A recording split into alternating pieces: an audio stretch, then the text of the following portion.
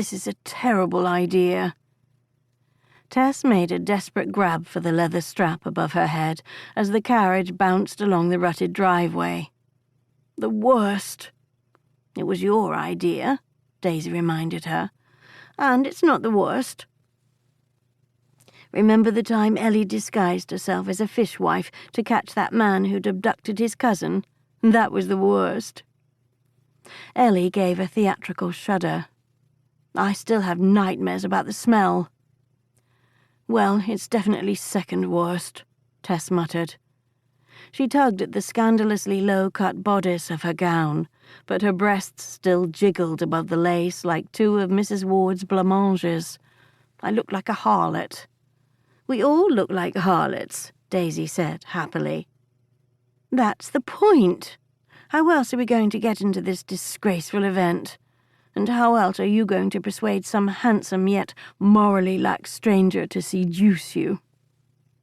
Tess groaned.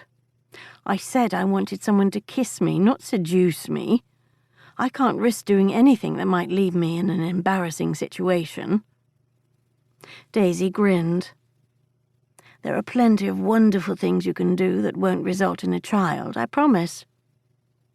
Ever since Daisy had described in glowing detail her own first amorous encounter with Tom Harding, the cheeky stable hand who'd worked at Hollyfield, Tess had been burningly curious to discover physical pleasure for herself, but she was caught in a terrible dilemma.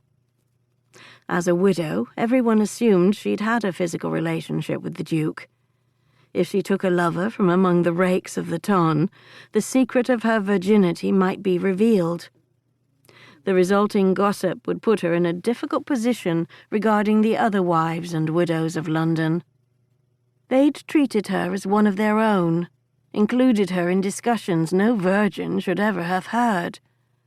Tess would be labelled an impostor, a brazen, shameful hussy who'd bent society's rigid rules and pretended to be worldlier than she really was. Becoming a social pariah would not be beneficial for the work she did at King & Co.